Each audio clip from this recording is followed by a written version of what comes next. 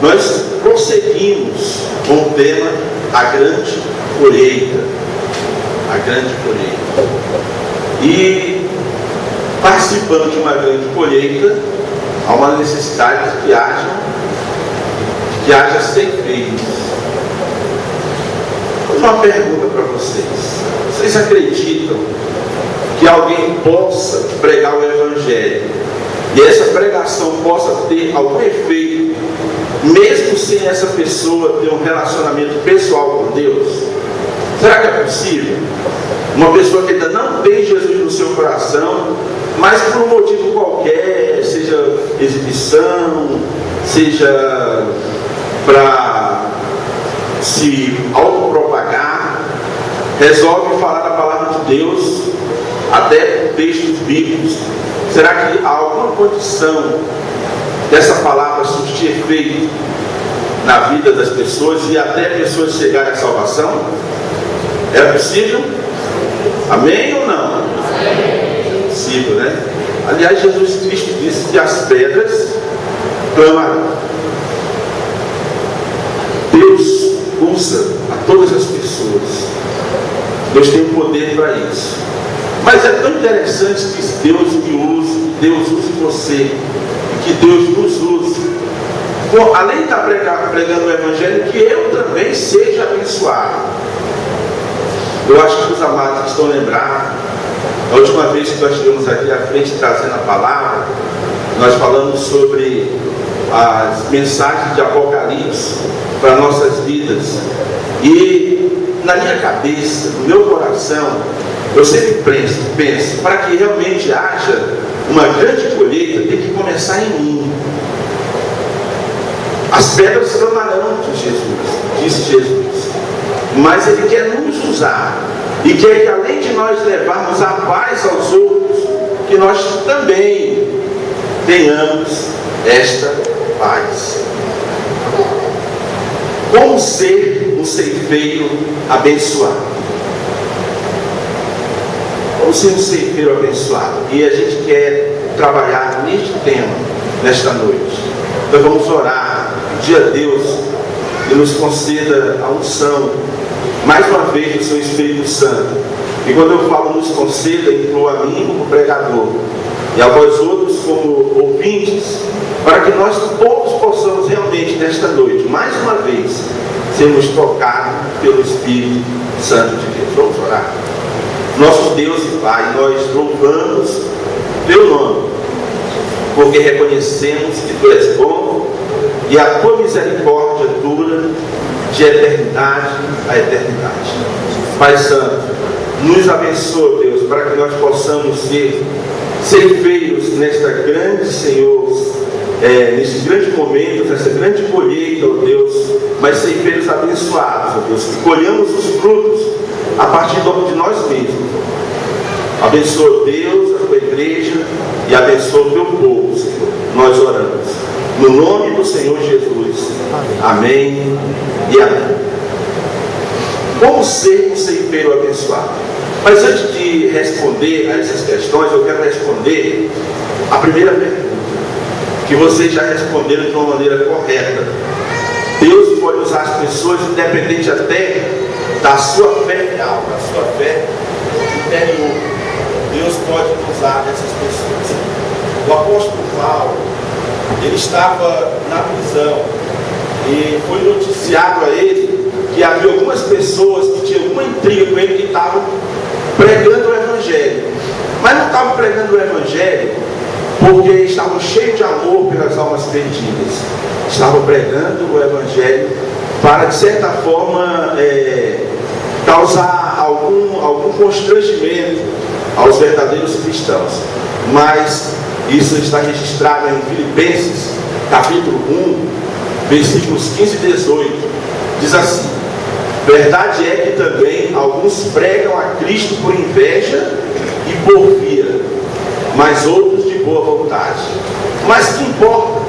Contanto que Cristo seja anunciado de toda maneira, ou com fingimento ou em verdade. Nisto me regozijo e me regozijarei ainda, Nisto me regozijo e me regozijarei ainda, porque a palavra do Senhor está sendo proclamada. Então, certamente que o apóstolo Paulo não estava plenamente feliz. Ele queria que aquelas pessoas que estavam pregando o Evangelho tivessem também vivendo o Evangelho, porque ele sabia que frutos viriam, mas não a partir da própria vida daquelas pessoas. E já imaginava, gente, pregar para o mundo todo e depois perder ou causar dano à sua alma, conforme está registrado em Mateus capítulo 7, versos 21 a 22. Vejam bem, quando a gente lê esta passagem bíblica, já tão conhecida nossa, a gente percebe que eram pessoas envolvidas, a ponto até de questionarem o porquê não estarem ligados por Deus. Nem todo que me diz Senhor, Senhor, entrará no reino dos céus, mas aquele que faz a vontade de meu Pai que está nos céus. Muitos me dirão naquele dia: Senhor, não profetizamos nós em teu nome? Senhor, em teu nome não expulsamos demônios, e em teu nome não fizemos muitas maravilhas? Fizeram, mas de alguma forma não fizeram com a sua fé, com o seu amor, com o seu coração em Deus. Fizeram por outro motivo, por exibição ou qualquer outro aspecto, e por isso mesmo eles não foram beneficiados. Mais tarde é dito que, infelizmente, nunca vos conheci, apartai-vos de mim, vós que praticais a iniquidade. Então é possível, mas nós temos que ser abençoados primeiro. E eu digo para vocês, Deus não fica chateado se vocês forem, entre aspas, egoístas, querendo ser abençoados primeiro nesse aspecto. Porque quando nós somos abençoados, nós somos bênçãos. E é a partir dessa bênção que nós vamos abençoar de uma maneira mais maravilhosa a vida de outras pessoas. Mas agora eu quero começar a responder a pergunta: como ser um ceifeiro abençoado, um pregador da palavra abençoado? A primeira coisa que tem que acontecer para que você seja abençoado é não fazer como esses que fizeram anteriormente. Só pregavam, mas não estavam com a sua mente voltada para Deus. 2 Coríntios, capítulo 5, versículo 17 diz: assim que, se alguém está em Cristo, nova criatura é. As coisas velhas que já passaram, eis que tudo se fez novo. Para que nós sejamos ceifeiros abençoados, temos que ser uma nova criatura. E não vai ser esforço, porque a Bíblia já diz, a boca fala que o coração está cheio. Aquilo que nós gostamos, aquilo que nós amamos, aquilo em que o nosso coração está, nós fazemos com prazer. E quando nós somos novas criaturas, quando o ser humano se torna uma nova criatura, além das coisas velhas passarem para trás, haver uma transformação de vida, há também uma transformação de atitudes. Uma das atitudes é dividir as bênçãos que Deus nos concede. João capítulo 3, versículo 3 diz: Jesus respondeu e disse: na verdade te digo, quem não nascer de novo não pode ver o reino de Deus. Uma passagem tão conhecida nossa, com alguém que chegou até elogiando a Jesus, era um príncipe dos judeus, era uma pessoa que ensinava, mas que ainda precisava nascer de novo. Não tem outro meio de ser um ceifeiro abençoado. O primeiro ponto é nascer de novo. Marcos capítulo 8, versículo 36, diz que aproveitaria ao homem ganhar todo mundo e perder a sua alma. É por isso que eu falei, entre aspas, nós devemos ser egoístas. Que adianta eu pregar para todo mundo vai para o céu, mas eu não vou. Tem que usufruir, e Deus quer realmente que isso aconteça na minha vida. Agora eu queria fazer uma alerta. O que é ser uma nova criatura? O que é ser nova criatura em Cristo? Ser nova criatura não é, e eu coloquei, se vocês estão acompanhando, no parede, somente, porque é isso também, mas não é só, por exemplo, orar. Não é só orar. O islamismo, os seguidores do islamismo, E eles oram 3 vezes ao dia, se não me falha a memória, com o rosto voltado para a Meca, que é a cidade sagrada. Muitas outras religiões que nem cultuam Jesus Cristo, ele tem os seus momentos que ele clama, alguns até se ferem.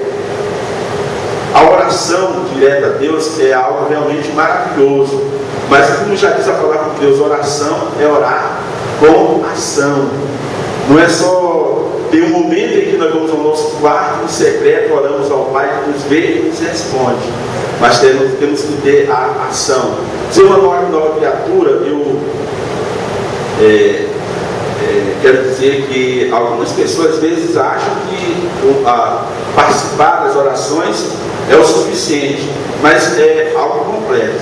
Isso não vai indicar que é uma nova criatura, porque pessoas que ainda não nasceram de novo também, muitas delas têm a prática da oração. Não é também só cantar é tão bom, cantar é tão importante, cantar agrada a Deus, mas não é só cantar.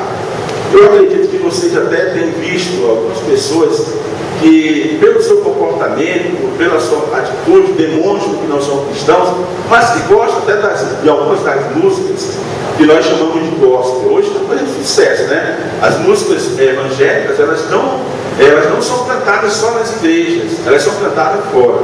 Eu lembro de uma música que fez um sucesso muito grande, agora não se está se cantando mais. Eu também gostei muito dessa música, aliás, gosto muito dessa música, mas eu parei de cantar, como Zaqueu. Lembra como Zaqueu? Virou uma febre, era em todo canto, e as pessoas cantavam, e as pessoas estavam na igreja cantando, dentro do ônibus também cantando, era cantando, namorando, chamando palavrão, apelidando os outros, mangando, mas estavam cantando. Essa música inclusive foi transformada para vários ritmos, para samba, vamos Zaqueu, aí a pessoa sambava, para funk, para tudo. Então não é só cantar. E tinha as pessoas que um cigarrão na boca, uma cerveja do lado, essa música é linda, como Zaqueu, bolinho, traguinho. Então não é só cantar. E eu falei que cantar realmente é muito importante. Não é só ler a Bíblia. Eu quero dizer a vocês que há muitas pessoas que nem seguem a Bíblia, nem concordam com os ensinamentos bíblicos, mas que têm um conhecimento bíblico bom, porque leem porque a Bíblia também é um livro literário, tem conhecimento da Bíblia. Eu, por exemplo, conheço muitos autores literários que usavam extremamente a Bíblia, às vezes como pretexto, às vezes para alicerçar a sua fé de uma forma errada. Mas não é tão somente ler a Bíblia. Ler a Bíblia é bom, mas a palavra de Deus diz que nós queremos colocar em prática, né, aquilo que nós realmente lemos na palavra de Deus.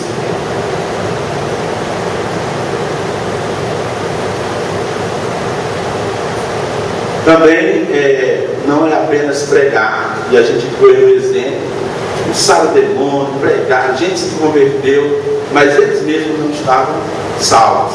Não é só contribuir, e isso é muito bom, e Deus nos abençoa, mas nós não compramos Deus. Há muitas pessoas que, naquele estilo lá do Velho Testamento, quando existia um sacerdote e as pessoas pecavam e mandavam matar um animal para aplacar a ira de Deus, aí muitas pessoas pecam e às vezes vêm trazer uma oferta para aplacar a ira de Deus. Nós não aplacamos a ira de Deus com ofertas, porque a Bíblia diz que do Senhor é a terra e a sua plenitude, o mundo e os que nele habitam. Não é vestir uma camisa gospel, essa camisa de Jesus, o sentido da minha vida. Aliás, falando em música novamente, nós devemos entender a música como os salmistas, não compreender cada um. Não tem a música apaixonada? Apaixonado. Tem, bonitinha a música. Mas aqui, quem conhece de paixão, paixonite, sabe muito bem o que é que uma pessoa apaixonada. Tem muita gente apaixonada que não vem nem para a igreja, vai estar com namorado. Mas eu estou apaixonado por Jesus, da camisa. Estou apaixonado por Jesus. Eu não estou criticando, pode cantar a música, viu? Mas a gente tem que estar mesmo. A Deus, aí é a questão que a gente chama na gramática de semântica, que é o significado. Apaixonado quer dizer, eu estou gostando demais, eu estou amando. Eu não vou chegar aquele pastor que gosta de apaixonar, se apaixonar dessa carnalidade. Não vou dizer isso. Mas se você realmente é apaixonado por Jesus, você vai estar no tempo, você vai contribuir, você vai pregar, você vai ler a palavra, você vai orar, você vai dar testemunho, vai fazer tudo, porque ele não vai sair da sua cabeça. Não é assim, meninas, adolescentes, namoradinhos aí, que aí você pensa, domingo vai dormir, aí já pensa na segunda, na hora que vai encontrar, na terça, na quarta, lá na faculdade, sei lá mais aonde. Né? Tem uns que olharam para mim, a gente está namorando na faculdade. Mas ser uma nova criatura é nascer de novo, e além disso, poder, eu assim, fiquei pensando em algumas frases tão interessantes que pessoas disseram que provavam que realmente elas eram nova criatura, porque são versículos bíblicos e frases que saíram do fundo do coração, do fundo da alma dessas pessoas. Como, por exemplo, o cego, quando passou a ver, ele disse: eu era cego e agora vejo.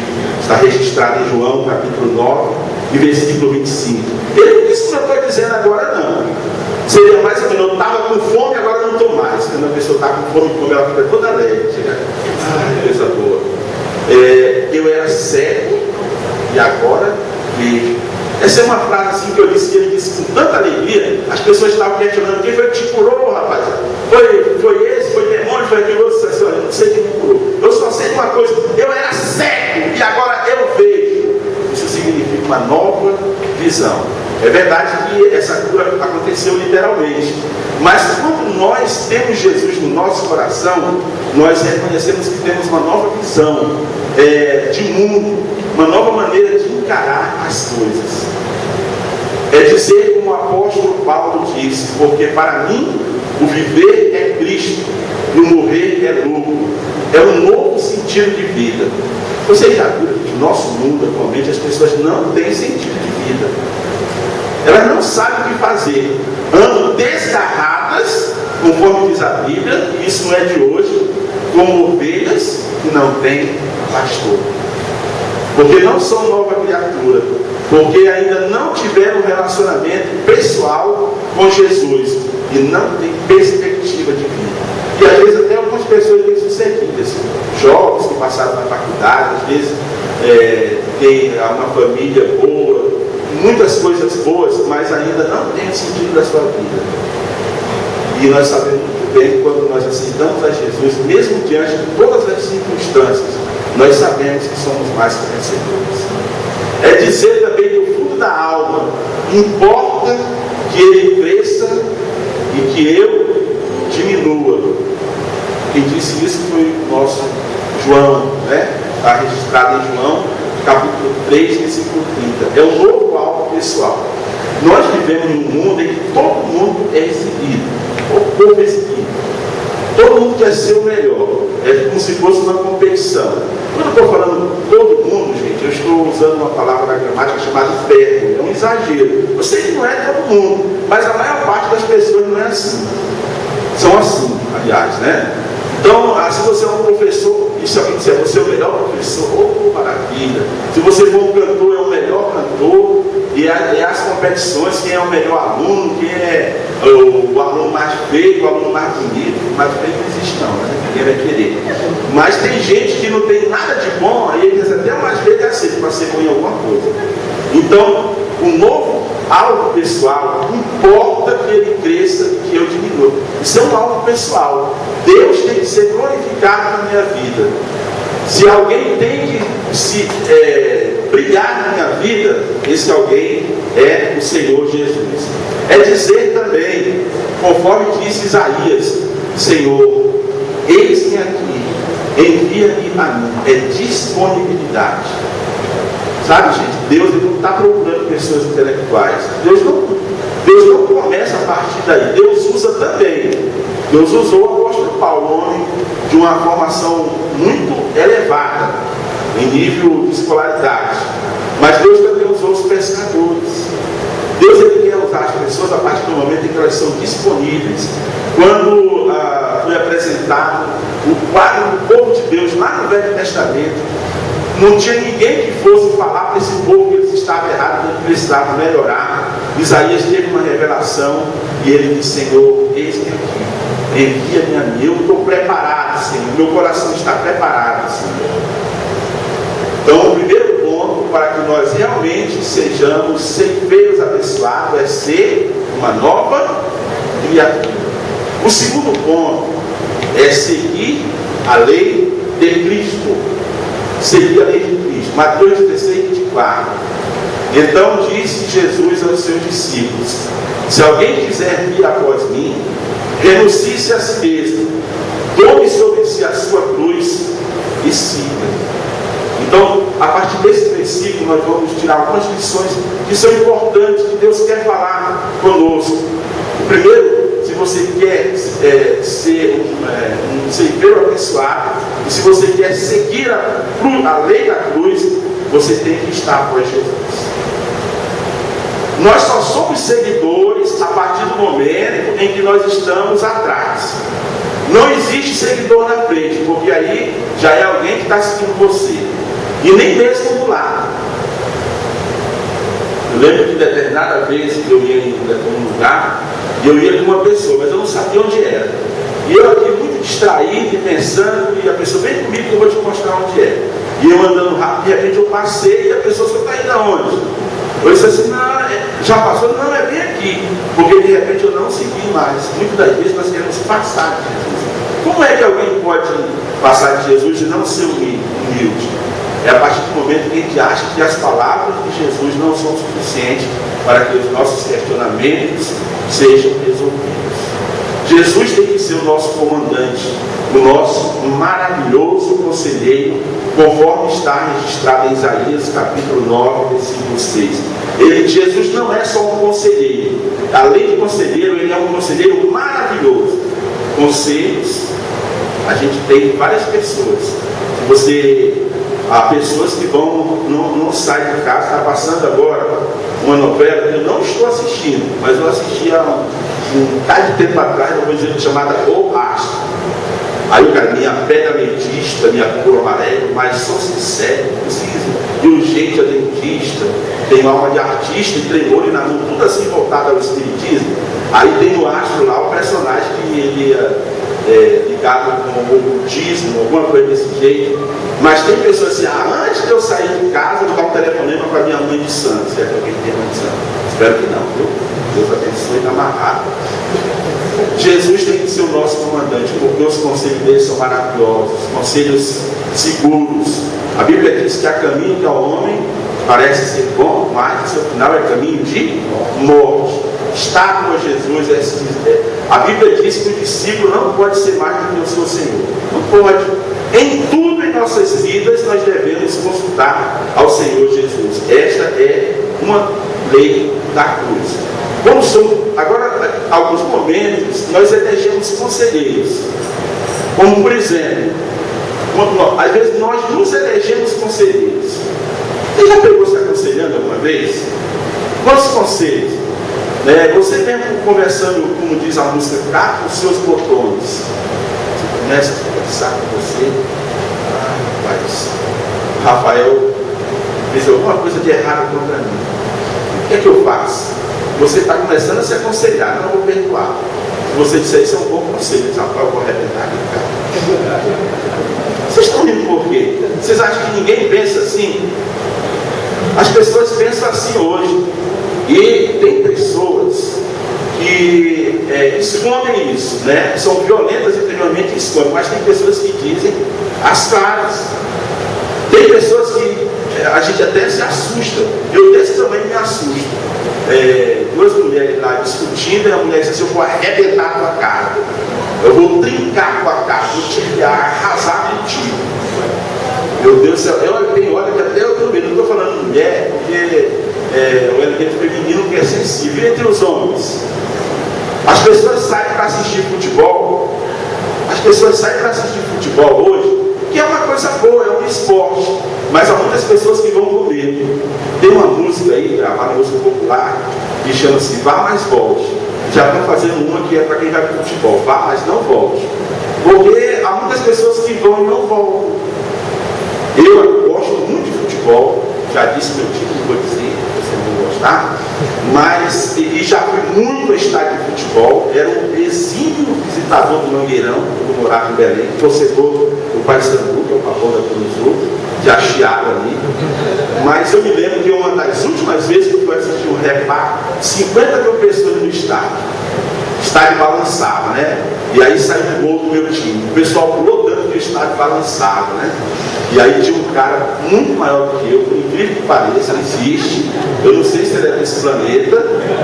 E ele chegou e eu tremeu assim, eu parei de pular. Já assim, eu sou pesado, se eu pular, talvez o meu peso ele vai derrubar esse negócio aqui. Ele olhou para mim lá de cima e perguntou: congela? Então, gente, as pessoas são assim violentas. E ele era dessas torcidas organizadas. Mas voltando para cá, muitas das vezes nós aconselhamos, como esse homem aqui, que ele plantou e a colheita foi muito maior do que ele imaginava. Ele disse assim: alma, tens em depósito muitos bens, descansa-te e regala-te.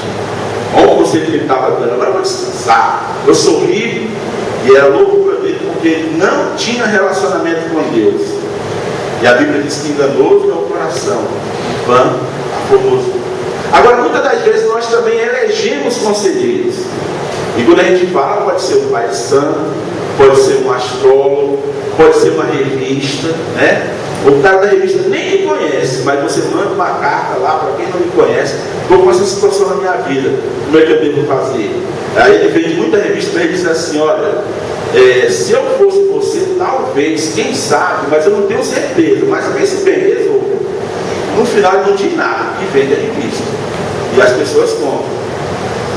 Quando elegemos conselheiro, nós, na realidade, muitas das vezes, acabamos caindo. Vocês já viram, gente, quando a gente está no pior, poucas vezes aparecem pessoas que têm boas palavras.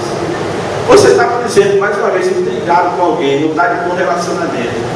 Acaba logo com isso, não fala mais sobre aquele bicho, aquele negócio, tal, e pior a situação. Não tem, a Bíblia diz que nós devemos ser o quê? Pacificadores. Então a palavra de Deus diz que um servo não pode guiar outro servo. Por quê? Ambos vão cair no mar. Então, se você não tem condições de aconselhar, nem aconselho. E se você está precisando de um conselho, procure alguém que realmente seja melhor.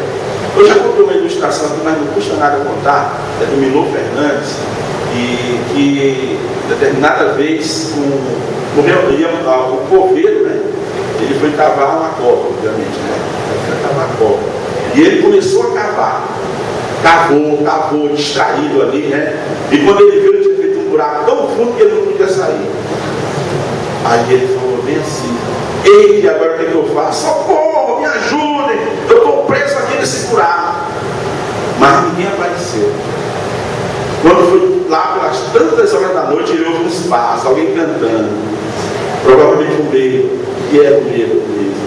Ele disse: socorro, me ajuda, eu estou dentro do buraco. O bêbado chegou e olhou: oh, coitadinho, colocaram dentro do buraco e esqueceram de enterrar. E o cara começou a jogar ali, enterrou a pessoa que estava lá dentro. Sabe qual é a moral da história? Quando a gente for pedir conselho, tem que saber para quem vai pedir esse conselho. Porque é alguém que pode terminar de acabar com a nossa vida. Maldito varão, né, conforme diz a Bíblia. E os melhores conselhos vêm de Deus. Os melhores conselhos vêm do Senhor Jesus e do Espírito Santo. Muitas das vezes nós não aceitamos esse conselho.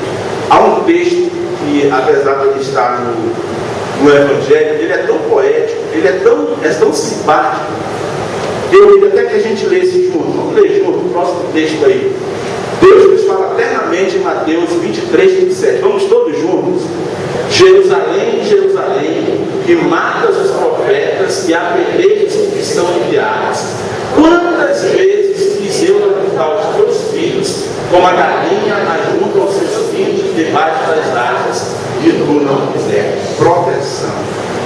Quantas das vezes Deus quer nos proteger e nós não permitimos que Ele nos proteja?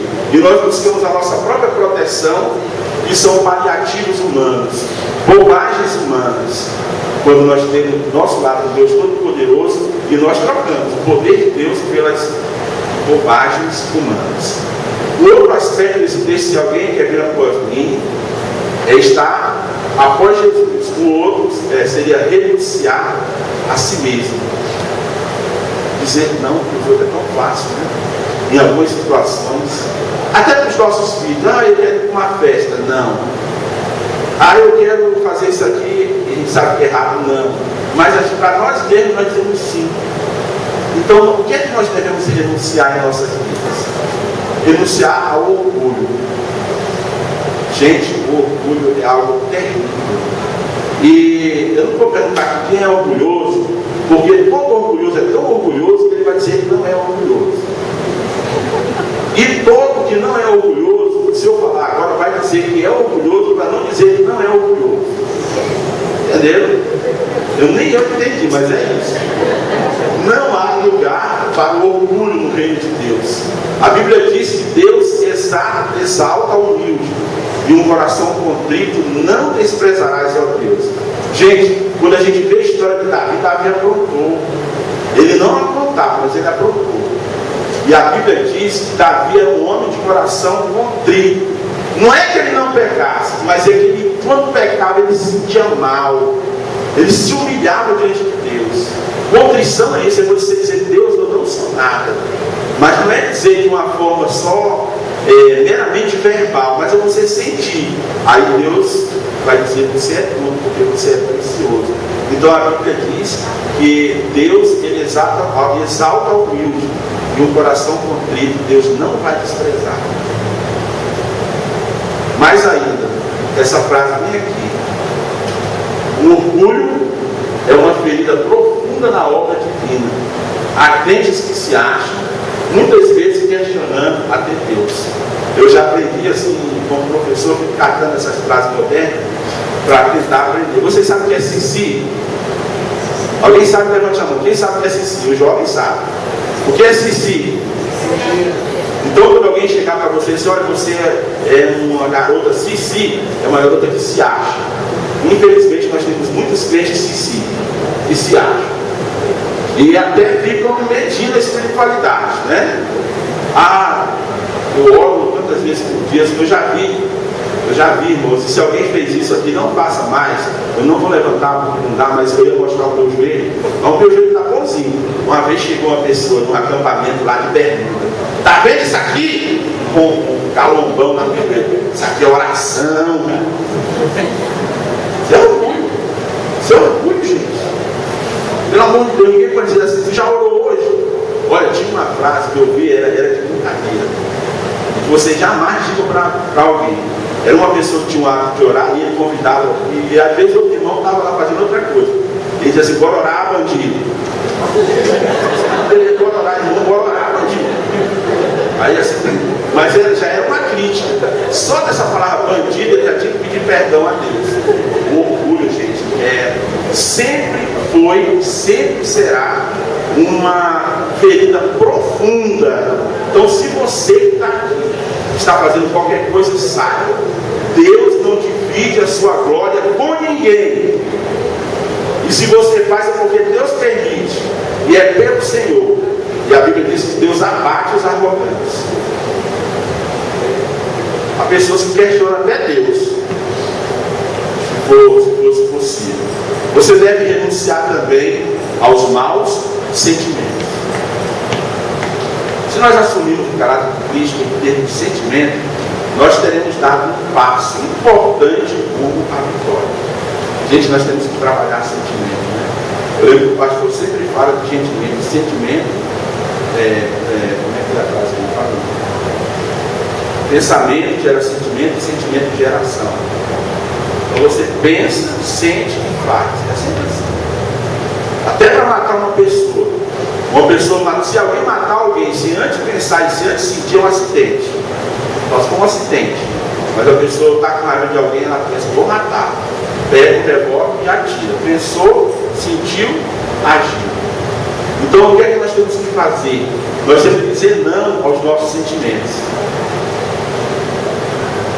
Filipenses 2,5 diz, tenham em vós o mesmo sentimento que houve também em Cristo Jesus. Qual foi o sentimento de Jesus que prevaleceu na vida de Jesus?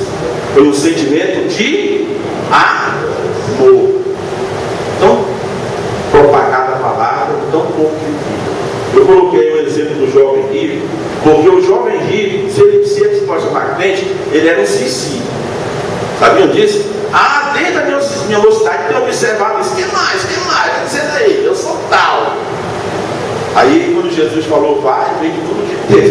Peraí, melhor mexer no meu bolso. Aí não dá certo, não.